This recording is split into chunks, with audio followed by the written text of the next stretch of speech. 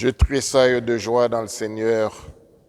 Mon âme exulte en mon Dieu, car il m'a enlevé du manteau de l'innocence et m'a fait revêtir les vêtements du salut, comme une épouse parée de ses bijoux. Au nom du Père et du Fils et du Saint-Esprit, Amen. la grâce de Jésus-Christ notre Seigneur, l'amour de Dieu le Père et la communion de l'Esprit Saint soient toujours avec vous. Et avec votre esprit. Nous avons une solennité aujourd'hui, c'est une très belle fête, c'est la fête de la Vierge Marie, avec le titre de Immaculée Conception. On raconte que quand elle est apparue à Bernadette à Lourdes, Bernadette ne savait même pas c'était quoi ça, Immaculée Conception. Alors quand on lui a posé la question, qu'est-ce que tu as dit de la dame? Il m'a dit qu'elle était Immaculée Conception. Les gens s'étonnaient, comment ça se fait que cette petite fille connaît, n'est-ce pas, ce vocabulaire-là, comment est-ce qu'elle connaît ce titre-là? En fait, aujourd'hui, le Seigneur vient nous révéler, n'est-ce pas, la mère de son Fils, comme celle qui a été choisie pour être le temple, le réceptacle de la demeure de son Fils. Et elle a une grâce spéciale pour être immaculée, sans tache, en vue d'accueillir son enfant. Alors, on va célébrer cette messe avec beaucoup de joie, parce que l'humanité de Jésus, en fait, va venir de sa mère, de la Vierge Marie. Et puis, tout en célébrant cette messe, nous offrons, n'est-ce pas, cette célébration, cette Eucharistie pour le repos de l'âme de Roméo et Laurette Sauvé. Alors, on va demander une grâce spéciale aussi durant ce temps de l'Avent pour qu'avec Marie, nous nous préparions à recevoir son Fils qui va bientôt arriver à Noël, mais qui ne cesse de venir dans notre quotidien. Commençons par préparer nos cœurs en nous tournant vers le Père de toute miséricorde.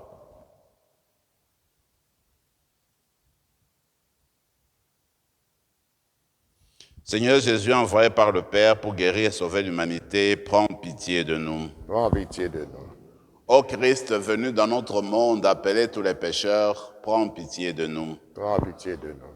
Seigneur, assis à la droite du Père où tu intercèdes pour nous, prends pitié de nous. Prends pitié de nous. Que Dieu Tout-Puissant nous fasse miséricorde, qu'il nous pardonne nos péchés et nous conduise à la vie éternelle. Amen. Gloire à Dieu, au plus haut des cieux, et paix sur la terre aux hommes qu'il aime. Nous te louons, nous te bénissons, nous t'adorons, nous te glorifions, nous te rendons grâce pour ton immense gloire. Seigneur Dieu, Roi du ciel, Dieu le Père Tout-Puissant, Seigneur Fils unique Jésus-Christ, Seigneur Dieu, Agneau de Dieu, le Fils du Père, toi qui enlèves le péché du monde, prends pitié de nous. Toi qui enlèves le péché du monde, reçois notre prière. Toi qui es assis à la droite du Père, prends pitié de nous. Car toi seul es saint, toi seul le Seigneur, toi seul le Très-Haut, Jésus-Christ, avec le Saint-Esprit, dans la gloire de Dieu le Père. Amen. Prions le Seigneur.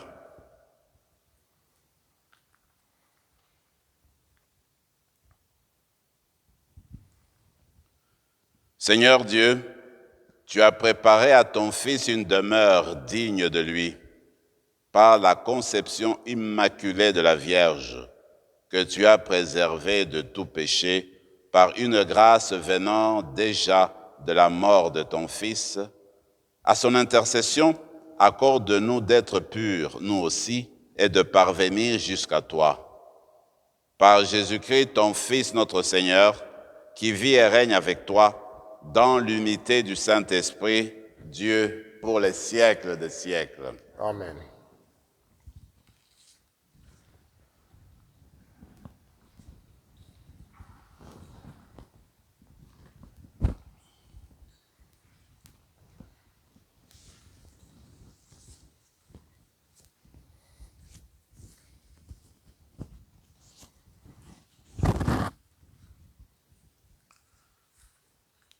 Du livre de la Genèse.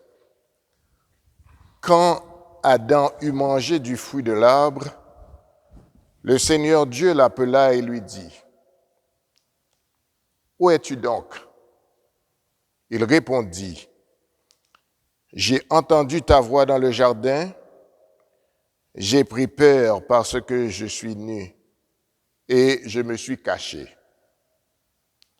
Le Seigneur reprit. Qui donc t'a dit que tu étais nu?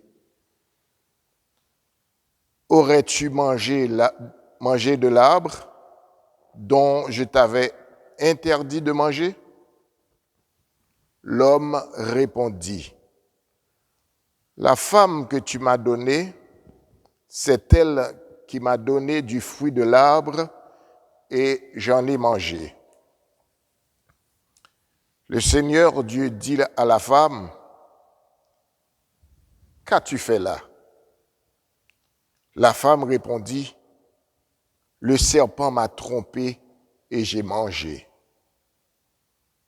Alors le Seigneur Dieu dit au serpent, parce que tu as fait cela, tu seras maudit parmi tous les animaux et toutes les bêtes des champs. Tu ramperas sur le ventre et tu mangeras de la poussière tous les jours de ta vie. Je mettrai une hostilité entre toi et la femme, entre ta descendance et sa descendance. Celle qui te meurtrira la tête, et toi, tu lui meurtriras le talon. L'homme appela sa femme Ève, c'est-à-dire la vivante, parce qu'elle fut la mère de tous les vivants. Parole du Seigneur. Rendons grâce, Dieu.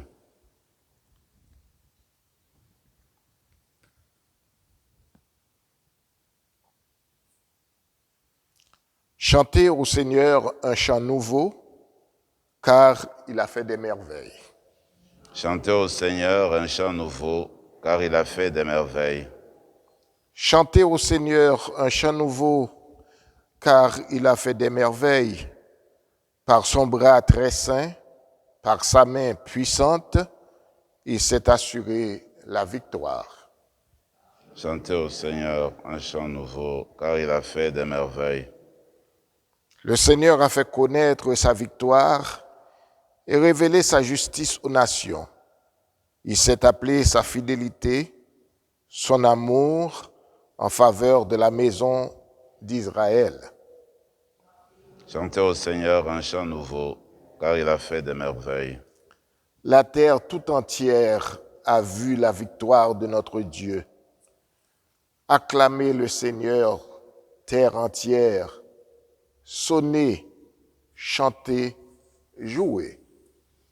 Chantez au Seigneur un chant nouveau, car il a fait des merveilles.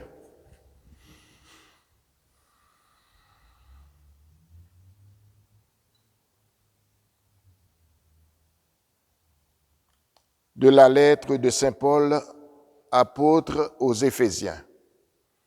Béni soit Dieu, le Père de notre Seigneur Jésus-Christ. Il nous a bénis et comblés des bénédictions de l'Esprit au ciel dans le Christ. Il nous a choisis dans le Christ avant la fondation du monde pour que nous soyons saints, immaculés devant lui dans l'amour. Il nous a prédestinés à être pour lui des fils adoptifs par Jésus le Christ.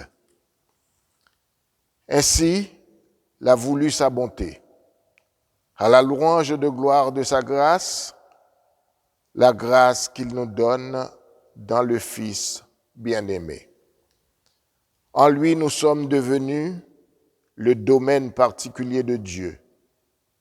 Nous y avons été prédestinés selon le projet de celui qui réalise tout ce qu'il a décidé. Il a voulu que nous vivions à la louange de sa gloire. Nous qui avons d'avance espéré dans le Christ.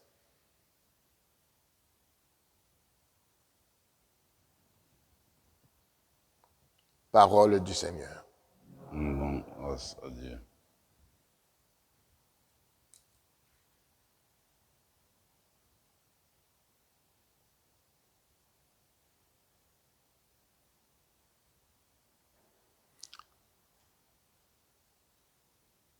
Alléluia, Alléluia, Alléluia, Alléluia. Je te salue, Marie, comblée de grâce. Le Seigneur est avec toi. Tu es bénie entre toutes les femmes. Alléluia, Alléluia, Alléluia, Alléluia.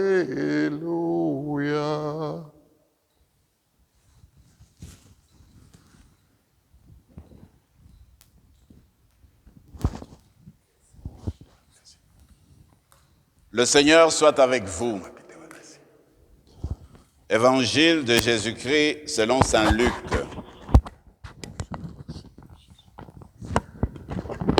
En ce temps-là, l'ange Gabriel fut envoyé par Dieu dans une ville de Galilée appelée Nazareth à une jeune fille accordée en mariage à un homme de la maison de David appelé Joseph.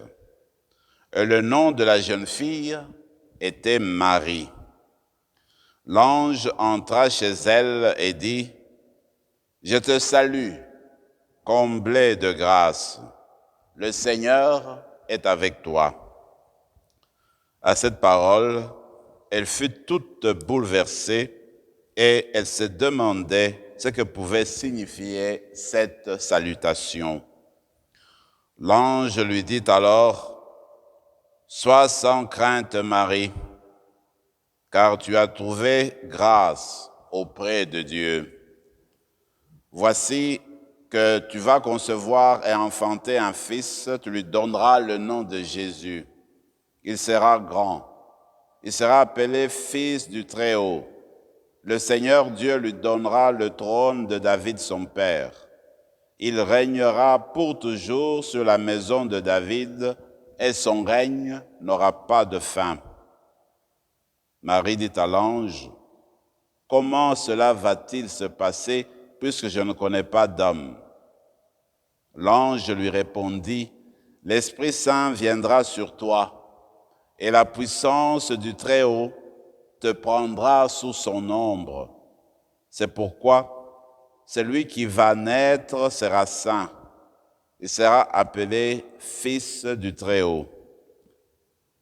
Or, voici que, dans sa vieillesse, Élisabeth, ta parente, a conçu elle aussi un fils, et en est à son 6e mois, alors qu'on l'appelait la femme stérile. Car rien n'est impossible à Dieu.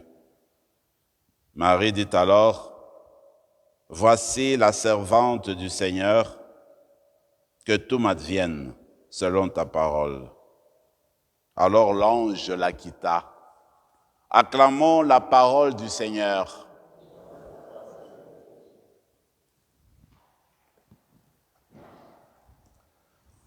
Cette belle fête a commencé déjà dès les premiers siècles dans les églises d'Orient. En fait, précisément, on célébrait la naissance de Marie, ce siècle-là. Et puis au Xe siècle, c'est passé en Occident avec l'Église de Rome et on a fait la relecture, on a reconstitualisé cette fête-là et puis, eh bien, on a mis l'accent sur l'état de Marie, c'est l'état de sa naissance.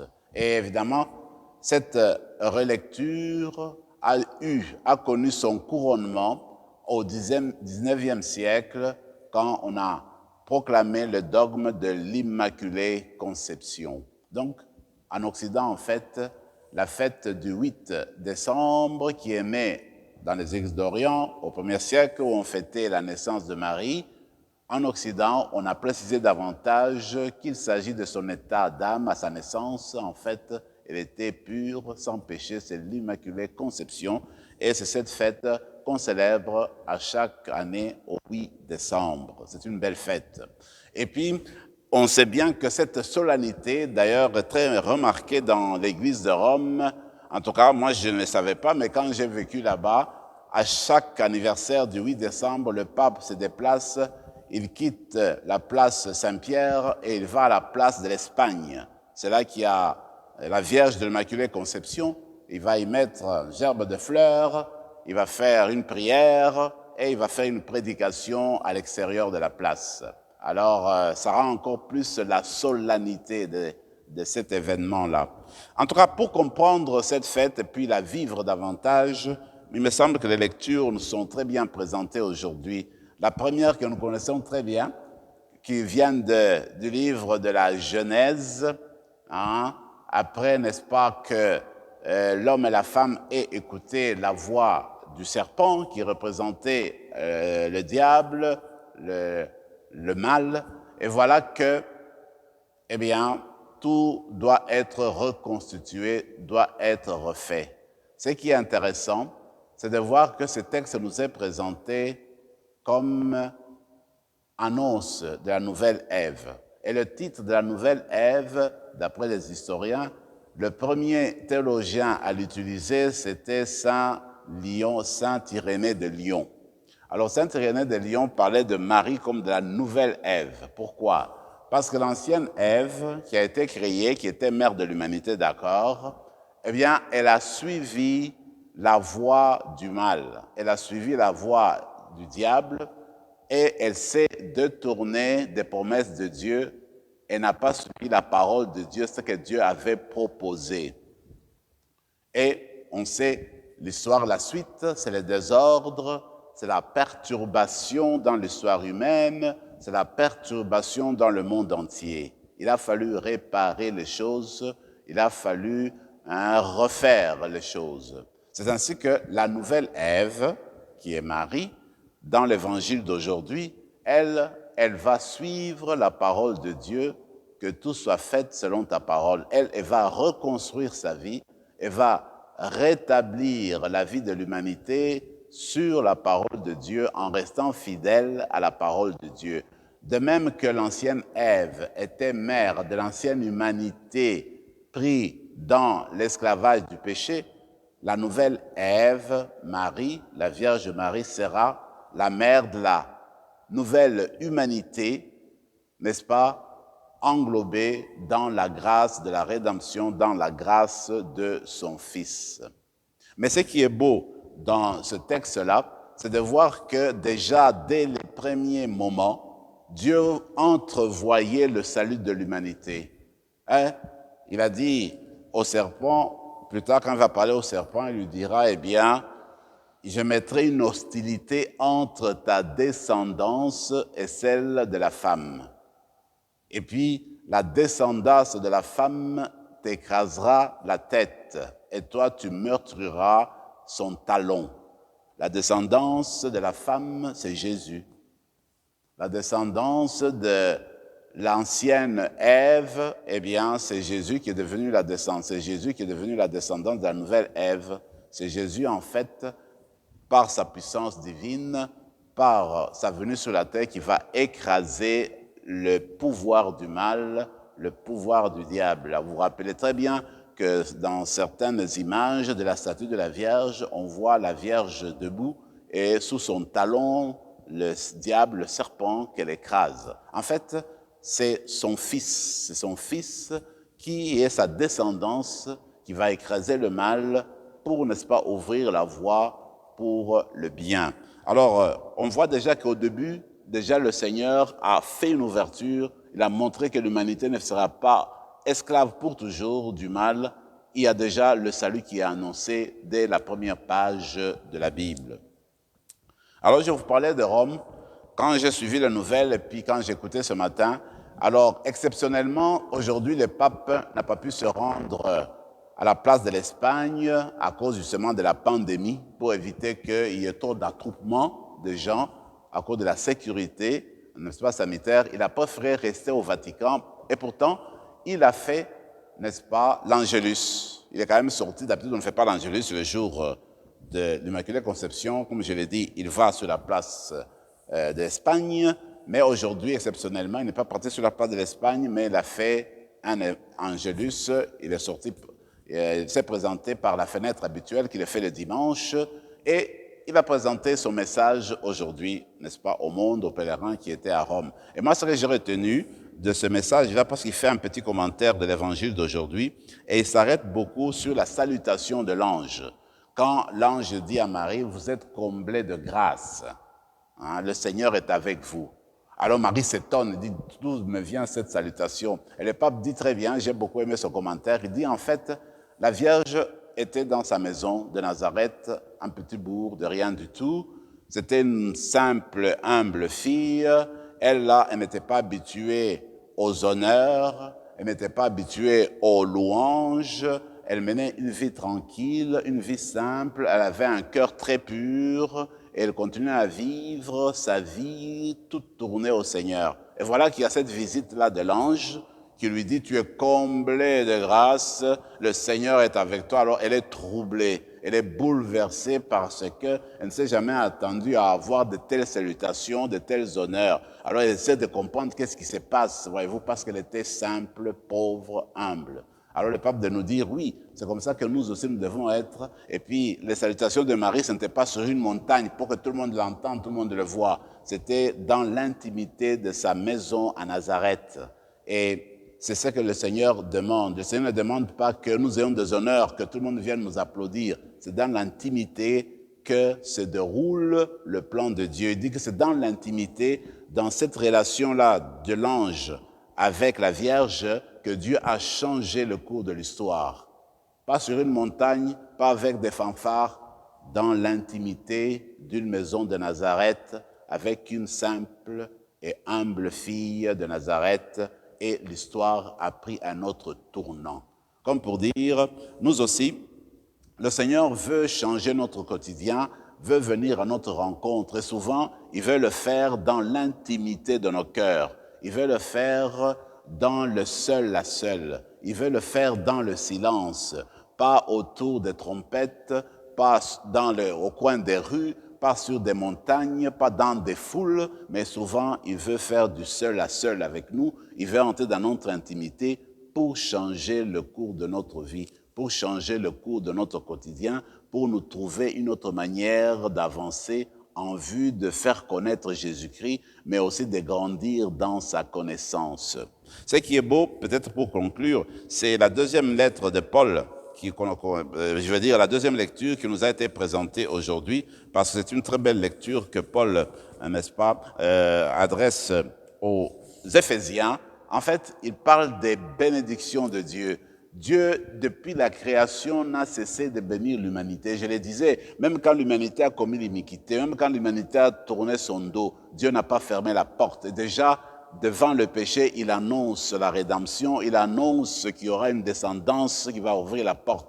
Alors, ces bénédictions-là datent depuis le jour où il a décidé de nous créer. Alors, la bénédiction de Dieu se déploie, se voit encore aujourd'hui d'une manière spéciale à travers Marie, parce que le Seigneur a été patient durant toute l'histoire de l'humanité de trouver ce cœur de Marie, un cœur simple, pauvre, humble. C'est pourquoi Dieu l'a élevée et a fait d'elle la demeure, le temple, n'est-ce pas, pour son Fils. C'est pourquoi elle est appelée la nouvelle Ève, la nouvelle Jérusalem, la fille de Sion, ainsi de suite. Tous ces titres vont venir à cause de sa maternité divine, parce que Dieu a posé sur elle un regard. En fait, Dieu nous bénit. Il nous bénit à travers Marie. Il nous bénit aussi à travers le Fils de Marie, surtout. Avec Jésus, eh bien, nous avons toutes les bénédictions du monde. Nous sommes appelés à entrer dans le royaume de Dieu.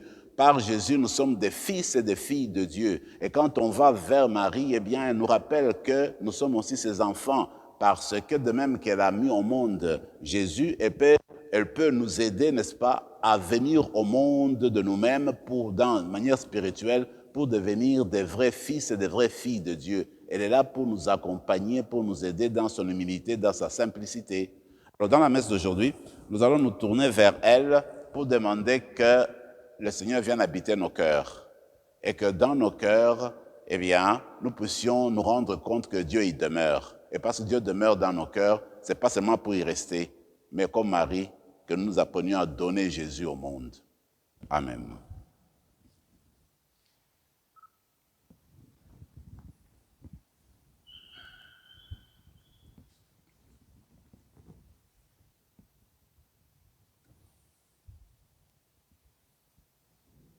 Tu es béni, Seigneur, Dieu de l'univers, toi qui nous donnes ce pain, fruit de la terre et du travail des hommes et des femmes. Nous te le présentons, il deviendra le pain de la vie.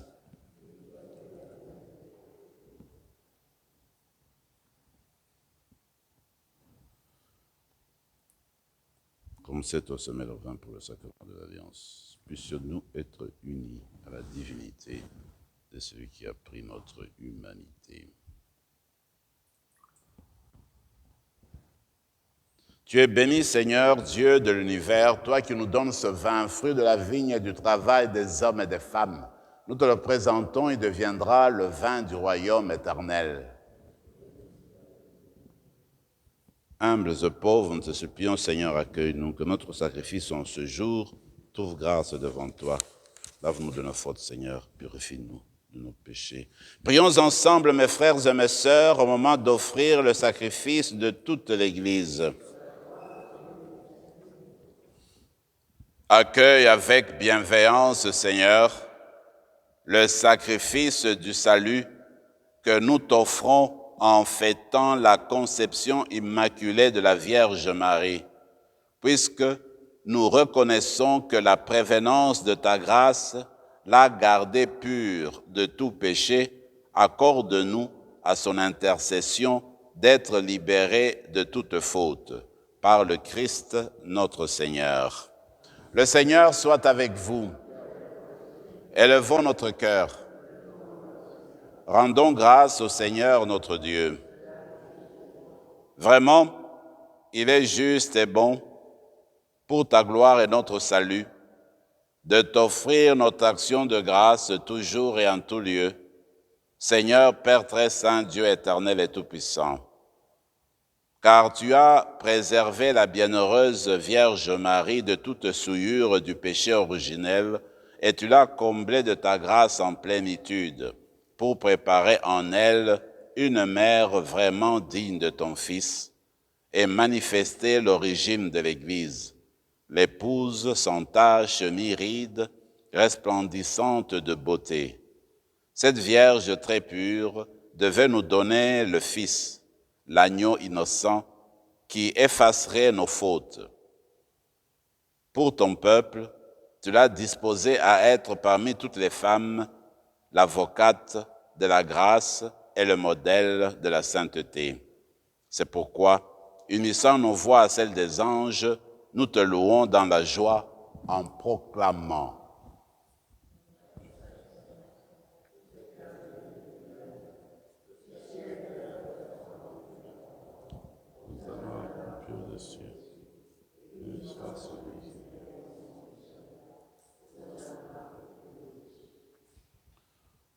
Toi qui es vraiment saint, toi qui es la source de toute sainteté, Seigneur, nous te prions, sanctifie ces offrandes en répandant sur elles ton esprit, qu'elles deviennent pour nous le corps et le sang de Jésus, le Christ notre Seigneur.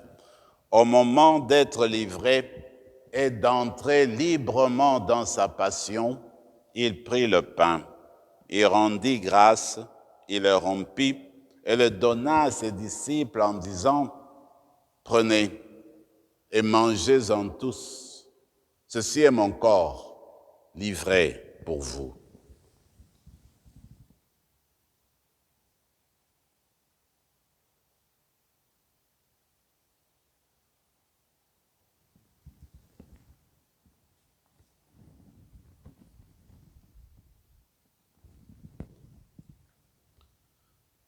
De même, après le repas, il prit la coupe. De nouveau, il rendit grâce et la donna à ses disciples en disant « Prenez, car ceci est la coupe de mon sang, le sang de l'alliance nouvelle et éternelle, qui sera versé pour vous et pour la multitude en rémission des péchés. Là, en mémoire de moi. »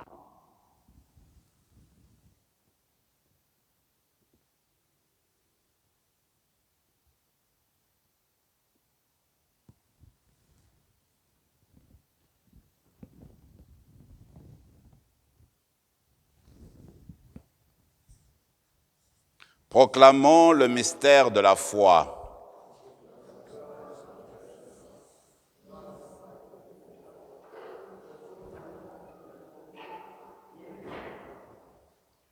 En faisant mémoire de ton Fils, de la mort et de la résurrection de ton Fils, nous t'offrons, Seigneur, le pain de la vie et la coupe du salut.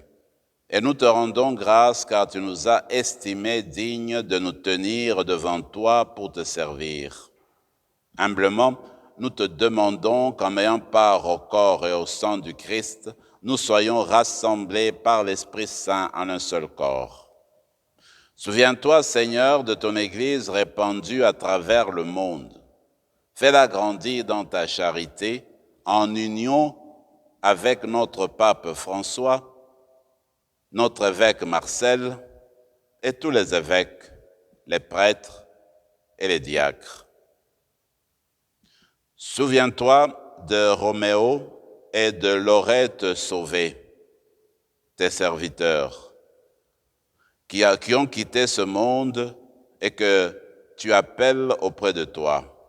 Puisqu'ils ont été unis à la mort de ton Fils, accorde-leur de participer à sa résurrection. Souviens-toi aussi de nos frères et sœurs qui se sont endormis dans l'espérance de la résurrection. Souviens-toi, dans ta miséricorde, de tous les défunts. Accueille-les dans la lumière de ton visage. Sur nous tous, enfin, nous implorons ta bonté. Permets qu'avec la Vierge Marie, la bienheureuse Mère de Dieu, avec Saint Joseph, son époux, avec les apôtres, Saint Rémy et tous les saints qui ont fait ta joie au long des âges, nous ayons part à la vie éternelle et que nous chantions ta louange et ta gloire par ton Fils Jésus, le Christ. Par lui, avec lui et en lui, à toi, Dieu le Père Tout-Puissant, dans l'unité du Saint-Esprit, tout honneur et toute gloire pour les siècles des siècles. Comme l'avons appris du Sauveur et selon son commandement, nous osons dire, Notre Père qui es aux cieux, que ton nom soit sanctifié, que ton règne vienne, que ta volonté soit faite sur la terre comme au ciel. Donne-nous aujourd'hui notre pain de ce jour.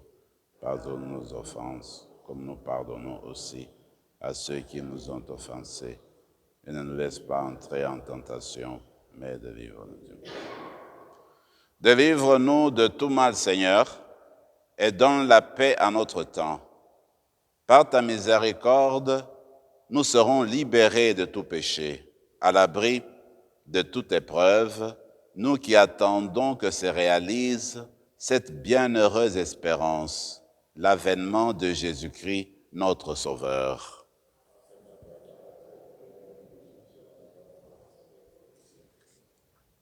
Seigneur Jésus-Christ, tu as dit à tes apôtres, je vous laisse la paix, je vous donne ma paix. Ne regarde pas nos péchés, mais la foi de ton Église, pour que ta volonté s'accomplisse, donne-lui toujours cette paix et conduis-la vers l'unité parfaite, toi qui règnes pour les siècles des siècles. Que la paix du Seigneur soit toujours avec vous. Agneau de Dieu,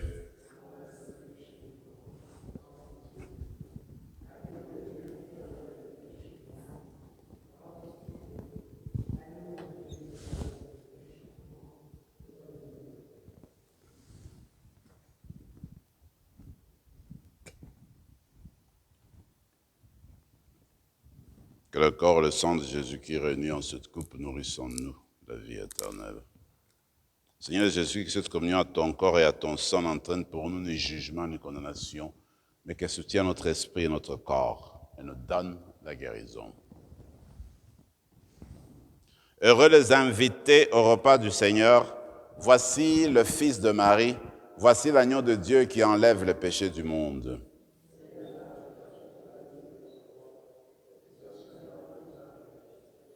Que le corps et le sang du Christ nous gardent pour la vie éternelle.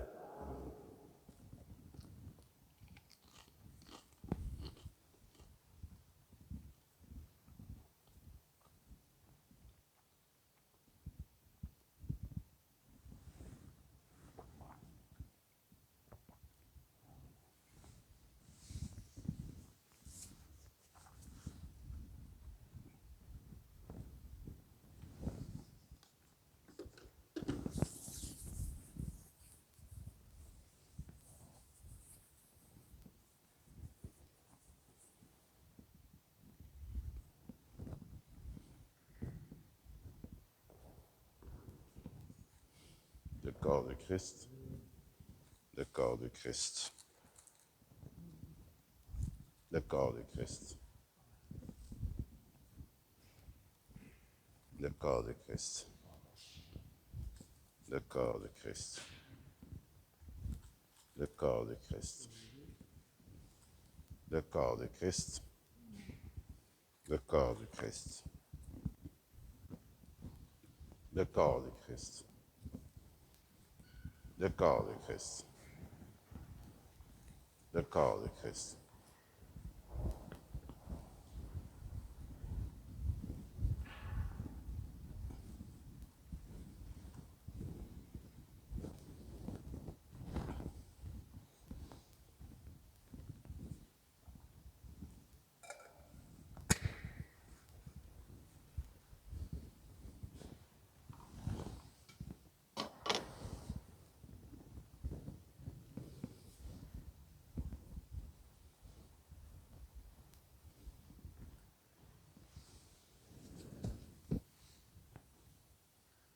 Prenons quelques instants de silence et de prière. Louons le Seigneur qui nous a donné Marie comme modèle, comme mère.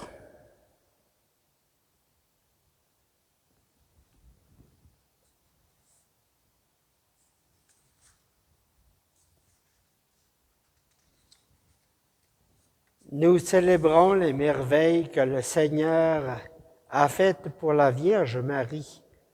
Par elle nous est venu le soleil de justice, le Christ, notre Dieu. Prions encore le Seigneur. Que notre participation à ces sacrements, Seigneur notre Dieu, guérisse en nous les blessures de la faute originelle, dont tu as préservé de manière unique la bienheureuse Marie en sa conception immaculée, par le Christ notre Seigneur. Le Seigneur soit avec vous, et que Dieu Tout-Puissant vous bénisse, le Père, le Fils et le Saint-Esprit. Allez dans la paix du Christ. Nous rendons grâce à Dieu.